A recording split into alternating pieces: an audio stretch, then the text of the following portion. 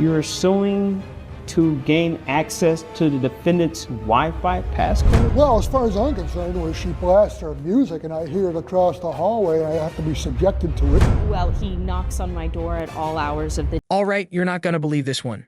So Rick has been freeloading off his neighbor Jennifer's Wi-Fi for years, basically treating it like his own personal internet plan. But the moment Jennifer wises up and locks it down with a password instead of accepting defeat, this man actually demands access, like he's entitled to it. And when she tells him no, he cranks up the audacity to maximum level and takes her to court. And get this, his argument?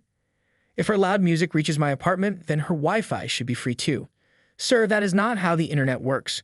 But does he actually have a legal leg to stand on, or is this just next-level delusion? Let's dive into the details and see how this bizarre case unfolds. Search. Connors, good morning, sir. I see here that you're suing to gain access to the defendant's Wi-Fi passcode? That's right, Your Honor. Please tell us what's going on with that. Well, I've been living across the hallway from Jennifer for about 2 years now. Okay, when you say live across the hallway, is this I'm assuming this is like an apartment or a condo? Condo. Okay, all right. Please continue.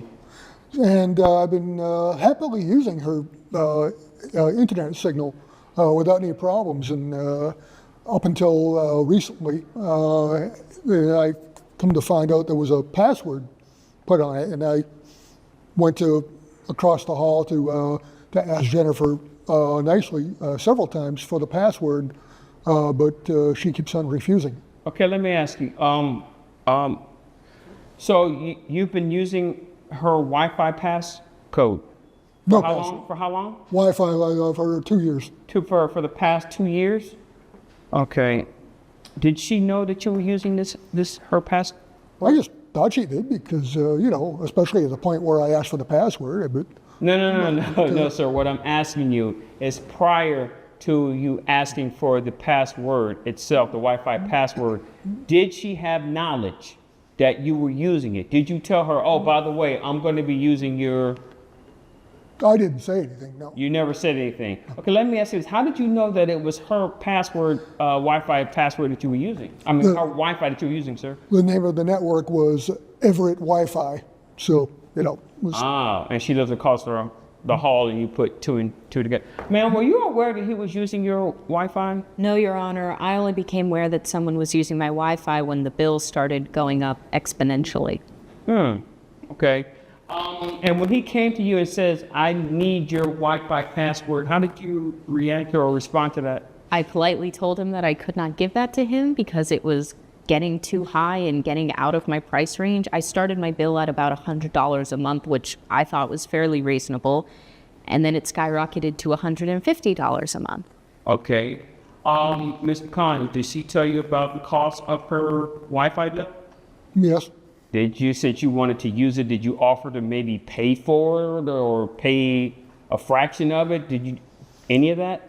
Well, as far as I'm concerned, when she blasts her music and I hear it across the hallway and I have to be subjected to it, to me, that's payment enough. Okay, I understand that. But sir, when Miss Everett told you how much her bill was, did you say, I understand, I will pay your Wi-Fi bill, or I'm willing, since I'm using it, I'm willing to pay a fraction of it?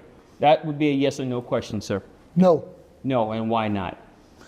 Well, I just figured, you know, if I have to hear music, you know, and it drifts across the hall, it's kind of like the signal. You know, the airwaves belong to the people. The airwaves belong to the people, so you're entitled to the airway of her Wi-Fi coming from her home. Rick has been living next to Jennifer, casually surfing the web, streaming endless videos, and probably getting lost in bizarre internet theories, all without paying a dime for Wi-Fi. Why? Because he's been secretly mooching off hers for years. But the moment Jennifer catches on and secures it with a password, Rick goes into full crisis mode. Suddenly, he's knocking on her door like it's a state of emergency, pleading for the lodging like his entire existence depends on it. But Jennifer, she's standing her ground. Turns out this guy had been riding the free internet wave for a solid 2 years, completely undetected, until she noticed her bill mysteriously jumping from $50 to $150 a month. And did Rick take responsibility? Offer to pitch in? Not even close. Instead, he hits her with an argument so wild it belongs in a courtroom drama. He claims that since her music is loud enough to shake his apartment, he's already endured enough hardship, so unlimited Wi-Fi should be part of the compensation package.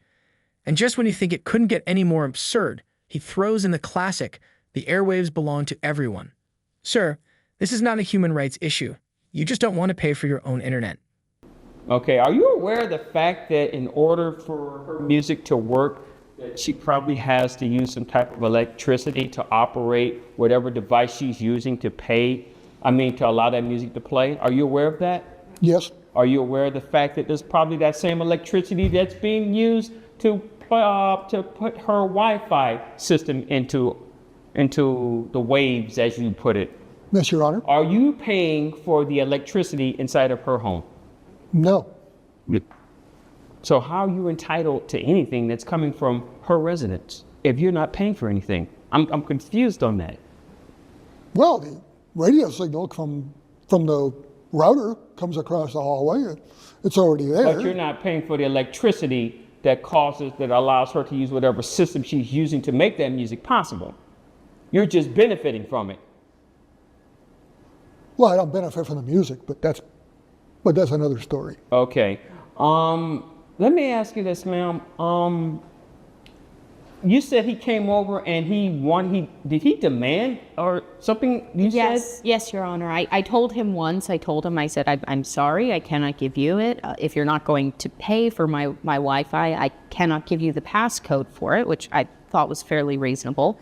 And now he's started to harass me about it. What do you mean by harass? How is he harassing you? Well, he knocks on my door at all hours of the day and night, and he leaves. I brought some notes that he's left for me. Jeff, can you get those notes for me? I want to see what she has. These two. He leaves them on my door, so when I go out, I This come was back left with your them. door? Yes, sir. Okay. Yes, sir. Mr. Connor, tell me if this sounds familiar. I want the Wi-Fi password, young lady. Did you write that? It sounded better in my head. I have another one. Jennifer, I have an important project for work due tomorrow. My job rests on this project. I need my Wi-Fi back. Thanks, Rick. My Wi-Fi? The same Wi-Fi that she's paying for. The same Wi-Fi that she's paying the electricity for. Yes, You're saying it's mine, like you own it. No, Mr. Connors, that is not how this works. You have a job, I'm assuming, because you said that you have your job rests on this project. You have a job? Yes, Your Honor. You get paid nicely? I'm assuming this condo that you guys live in is a very nice place? It is a lovely place. I do like living there. Okay, and so you have no problem paying your mortgage there at your condo? No, Your Honor. So why won't you just buy your own Wi-Fi service and stop leeching off this young lady's service? You can get your own. Am I correct in saying that? It's true. And why did you say he was knocking on your door or something like that? Yes, Your Honor. From 7 o'clock at night to 2 o'clock in the morning to 1 o'clock in the afternoon. 2 o'clock in the morning? Yes. 2 o'clock in the morning? Is that true, Mr. Connors? Yes, Your Honor. How do you justify knocking on somebody's door at 2 o'clock in the morning for anything that's not an emergency? If it's an emergency, call the Mango Park Police Department. The music, did you call the Mango Park Police Department about that? No, Your Honor. Did you get in contact with the condo association about the music? Yeah, they said they couldn't help. Okay, this is what I'm going to recommend. I'm going to recommend that first off, your request for the password is denied. And for her Wi-Fi, the password, that's denied. If you want Wi-Fi, I'm going to recommend that you buy your own. Get your own little setup. Whoever your carrier service is, have them set up. Maybe they can get you a bundle for your phone, your TV, whatever is inside of your place. Get your own. Okay? Now, I'm also going to grant her a temporary restraining order against you.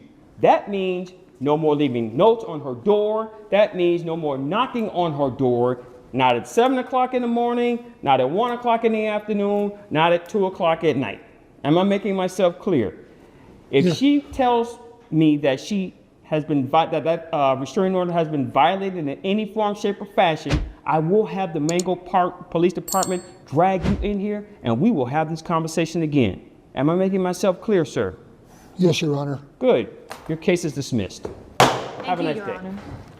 Judge Porter stared at Rick like he had just walked in and demanded free electricity because the streetlights shine into his window. Without missing a beat, the judge hit him with the simplest question ever. Rick, do you pay for anything in Jennifer's home? And with the confidence of a man who thought he had cracked the legal jackpot, Rick smugly replied, well, the Wi-Fi signal reaches my apartment, so I'm just using what's already there. Sir, that is not how technology or basic logic works. But somehow it gets even worse. After Jennifer rightfully refused to hand over the password, because, shocker, she actually pays for it, Rick didn't take the hint and move on. Oh no. He went into full Wi-Fi withdrawal. He started knocking on her door at random hours, leaving the weirdest little messages like, Jennifer, I need the password. This is urgent. Urgent? For who? Then came another classic. I have an important work project tomorrow. I need my internet back. His internet. The one she had been unknowingly supplying for free. Instead of doing the obvious, getting his own connection. This man was creeping around the hallway at 2 a.m. like a Wi-Fi addict hunting for his next fix. Judge Porter had heard enough. He immediately shut Rick down, dismissed his absurd case, and told him to go sign up for his own service like a responsible adult. And to top it all off, Jennifer walked out of court with a restraining order. If he so much as hovered near her router again, it wouldn't be the courtroom he'd be visiting next. It'd be a holding cell. But if you love wild cases like this, don't miss what's coming up next. Check out one of these videos right here, and of course, don't forget to like, comment, and subscribe. Catch you all in the next one.